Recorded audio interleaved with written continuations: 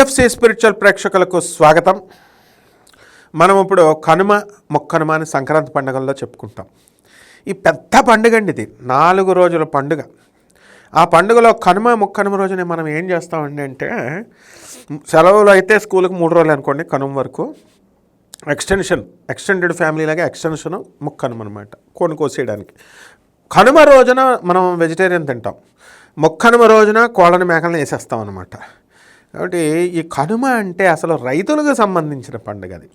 ఇప్పుడు మనం భూమిని పండిస్తాం కదా, నాగలితో దున్నిస్తాం. మనం భూమిని అంతటిని కూడా మనకు సహాయపడేది నాగలి, దానికి 2 ఎద్దులు కడతాము, దున్నపోతులు కడతాం, లేకపోతే వాటితో మనం దున్నిస్తాం.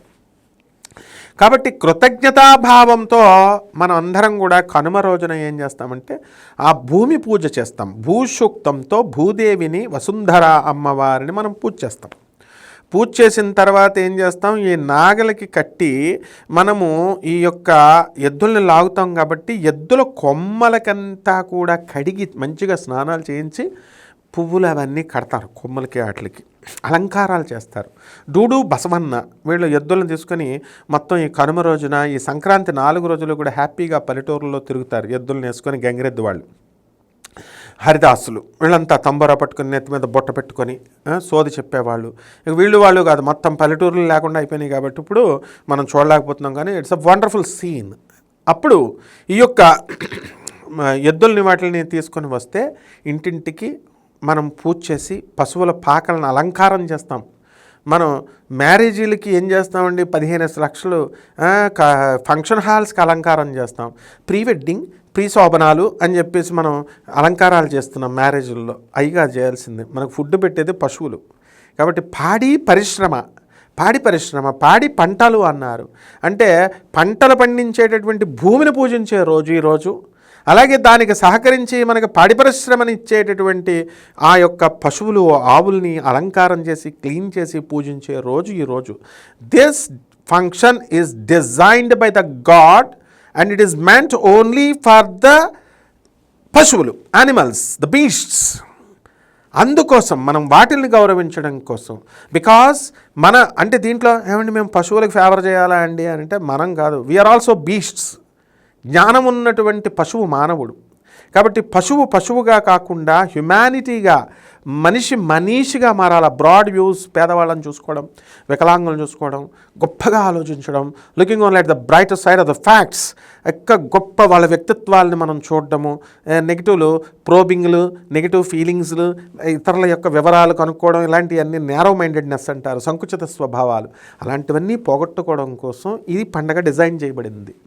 ఇదేంటంటే పశు లక్షణాలు వద్దు నాయన, ఆ పశువులను చూడడం వల్ల అక్కడికి వెళ్తే అమ్మో మనం కూడా ఈ జన్మెత్తాం కదా, అమ్మో మనకు కూడా ఈ లక్షణాలు ఉన్నాయి కదా, దీని నుంచి మనం ట్రాన్స్ఫార్మ్ అయ్యాం కదా, ఎలివేట్ అయ్యాం కదా, ఎవల్యూషన్ జరిగింది కదా, అందువల్ల మనం ఇంకా ఎలివేషన్ అవ్వాలా, మనీషిగా మారాలి అని చెప్పి మనం దేవతలలాగా మారాలి. అంటే నెక్స్ట్ ప్రమోషన్ మనకు అదే, గంధర్వలం, యక్షుణలం, కిన్నెరలం, కింపురుషులం, దేవతలం అయిపోవాలి. అంతేగాని నేను 1వ క్లాస్లోనే ఉంటా, నేను స్కూల్ వదలను, అయిపోయింది, నెక్స్ట్ ఇయర్ కూడా ఇది బాగుంది, చిన్న క్లాస్ బాగుంది అనేవాడిని. నేను కూడా 3rd క్లాస్కి వెళ్ళను, నేను ఫస్ట్లోనే కూర్చుంటా, సిలబస్ ఎక్కువ ఉంటుందని భయం. నో, టీచర్స్ ప్రమోట్ చేసేస్తారు under RTE act, right to education, compulsory pass, go head అంటారు. అలాగే శ్రీకృష్ణుడు కూడా, నువ్వు మానవ జన్మలో నేను కూర్చుంటాను, కంఫర్టబుల్గా ఉంది, నా పిల్లం బాగుంది, నా పిల్లలు బాగున్నారు, ఐ డోంట్ వాంట్ చేంజ్, ఇలా వస్తుంది, జీతంతో నేను గడిపేస్తానంటే కుదరదు, యుల్ బి ప్రమోటెడ్ అంటాడు.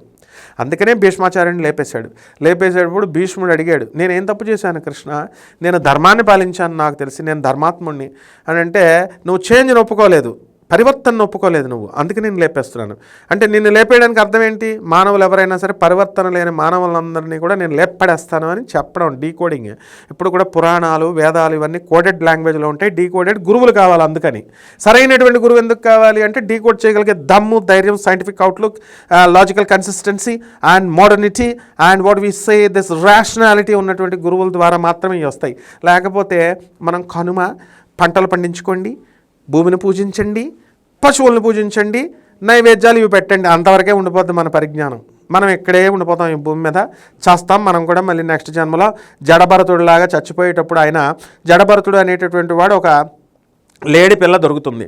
ఆ లేడి పిల్ల దొరికితే ఆ ప్రసవం అవుతున్నటువంటి దానికి బాణం తగిలి ఒక లేడి వస్తుంది, ప్రసవించేసి తల్లి చచ్చిపోద్ది. ఆ పిల్ల మీద మమకారంతో వీడు భరతుడు అనేటటువంటి వాడు, జడభరతుడు అనేటటువంటి వాడు దాన్ని పెంచుతాడు ఒక ఋషి.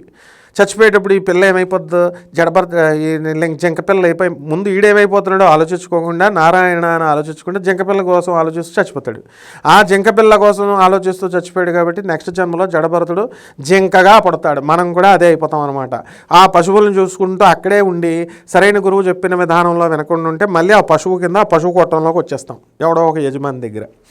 దీని నుంచి తప్పించడానికి గురువు అవసరం. ఆ గురువే జగద్గురువు అయినటువంటి ఆదిశంకరాచార్యుడు వారు, కృష్ణుడు, ఆ తర్వాత సంక్రాంతి పురుషుడు, అతనే జగద్గురు అయినటువంటి దత్తాత్రేయుడు. కాబట్టి మనము ఈ సంక్రాంతి రోజున బ్రహ్మ విష్ణు మహేశ్వర స్వరూపంగా, మనం విష్ణు స్వరూపంగా ఆ పశువుల్ని మనం పూజ చేస్తాం, నందీశ్వరుని పూజ చేస్తాం. ఎందువల్ల శివుడు వాహనం అది. కాబట్టి భూమాతని మన పాపాలను ఏమంటే భూమిని ఎందుకు భరించాలని అసలు ఫస్ట్ పూజ చేయాల్సిందే నువ్వు ఎవడికి తెలుసా? ఫస్ట్ నీకు నీడ నుంచోడానికి నీడనిచ్చినటువంటి భూదేవి మన తల్లి. ఆ పైన ఆకాశంలో ఉండి మనకి వేడినిస్తున్నాడు సూర్యుడు, చల్లదనాన్ని ఇస్తున్నాడు. అస్తమానం ఎండ అయితే చస్తాం. No AC, I can't stay, AC వేసేయండి అంటున్నారు. మరి ఎవరమ్మా ఇచ్చేది ఏసీకి? చంద్రుడు లేకపోతే నీ పని అంతే. కాబట్టి చంద్రుడు, నవగ్రహాలు ఉన్నాయా, నవగ్రహాల ప్రభావాలు ఉన్నాయా, జాతకాలు ఉన్నాయా? మేము జాతకాలు నమ్మంటారు. నవగ్రహాలు ఇచ్చేది మనిషి కంఫర్ట్నెస్ని ఇచ్చేది. నువ్వు ఈ రోజున ఎగ్జిస్టెన్స్ అవుతున్నావంటే ఆ గ్రహాలు. నిన్నెవడ జాతకాలు గీతకాలు ఎవడకి కావాలి నీకు? నీతో పనే లేదు, నీ గ్రహాలతో పనే లేదు. అవేం చేస్తాయి? నిన్ను తరిమి నీ కర్మలను బట్టి నిన్ను ఏ జన్మలోకి ఇసిరియాలో. మరి జన్మ ఉందా అండి, నెక్స్ట్ జన్మ లేదండి అని చెప్తారు. ఎవడ చెప్పాడు జన్మ లేదని? అందువలన మొత్తం అంటే నువ్వు ఇష్టం వచ్చినట్టు మర్డర్లు చేసి సంపాదన మోసాలు చేసి సంపాదిస్తే నెక్స్ట్ లా ఉండదు. ఆ పోలీసులు పట్టుకోరా ఇక్కడ? అలాగే దేవుడు కూడా పట్టుకుంటాడు అనమాట. Law of consistency, law, constitution law, అలాగే డివైన్ లా, కాస్మిక్ లా, కాస్మిక్ ఆర్డర్, ఇవన్నీ ఉన్నాయమ్మా. నీకు తెలియదని మాకు తెలియదంటే ఎట్లా?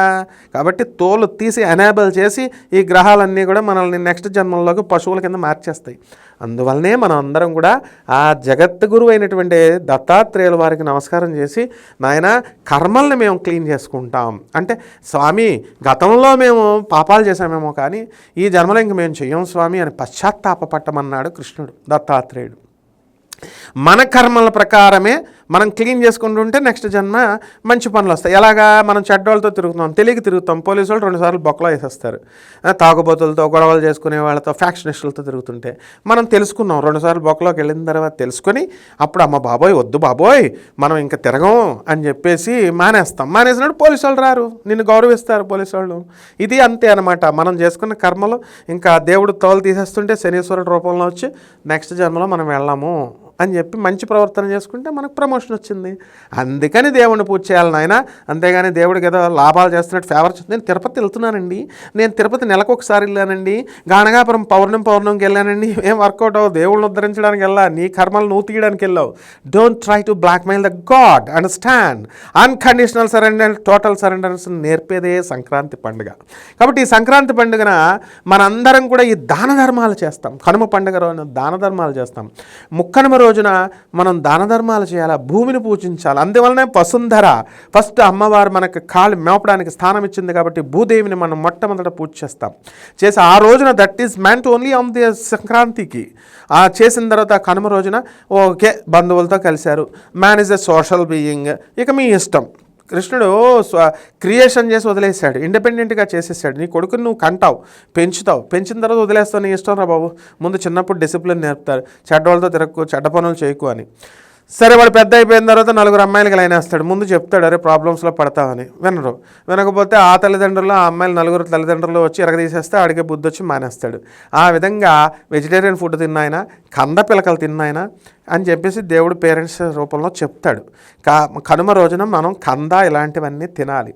అంటే మన యొక్క టీత్ అంతా కూడా మనకి ఎలా ఉంది అబ్జర్వ్ చేస్తే, you are not wild animals, ఫ్లాట్గా ఉంటాయి. తోడేళ్ళు, కుక్కలు ఇవి చూడండి మాంసాలు తినేసేయో వాటి కూరలు ఉంటాయి, కరుకుగా ఉంటాయి. ఆయి తినాల. మన ఇంటెస్టైన్ ఇమ్యూనిటీ అనేది, సిస్టమ్ అనేది, ఇమ్యూనిజం అనేది ఎలా డిజైన్ చేయబడిందంటే ఓన్లీ వెజిటేరియన్ ఫుడ్కి డిజైన్ చేయబడింది. మనం కోసేసుకొని దేవుడు వదిలేస్తాడు. కాబట్టి మొక్కనుమ రోజున హాయిగా బంధువులందరితో కూడా చక్కగా చికెను మటన్లు కోసుకొని తినేసి ఈ యొక్క మొక్కనుమ రోజున మనం పూజ చేస్తాం. ఓకే, ఎవరికి పూజ చేయాలి మొక్కనుమ రోజున అని అంటే మన పితృదేవతలకి చేస్తాం. ఈ 10 రోజులు కూడా చేసుకోవచ్చు అనమాట. పితృదేవతలకి ఎవరికై ఇష్టమైనటువంటి వాళ్ళకి, వాళ్ళ తల్లిదండ్రులు ఎవరైతే తినేవారో వాళ్ళకి పెట్టేసి, చచ్చిపోయిన వాళ్ళకి వాళ్ళ పేరు మీద బట్టలు ఇవన్నీ కూడా, వస్త్రాలు ఇవన్నీ కూడా, పళ్ళు ఇవన్నీ పెట్టేసి మనం చేసుకోవచ్చు. ఇది మనకి కనుమ మొక్కనుమ రోజున జరిగేటటువంటి విధానం. కాబట్టి మనం దాన ధర్మాలు, పేద ప్రజలకి help the poor, help the needy అనేటటువంటి పద్ధతిలో మనం చేసుకున్నప్పుడు ఖచ్చితంగా ఈ మకర సంక్రాంతి పురుషుడు మనల్ని అందరినీ ఆశీర్వదించి గొప్పవాళ్ళుగా మనకు తెలియజేస్తాడు, తయారు చేస్తాడు. అండ్ ఇంకా భూములు మనకిస్తాడు. భూములు కొనుక్కుంటాం మనం. శుభమస్తు.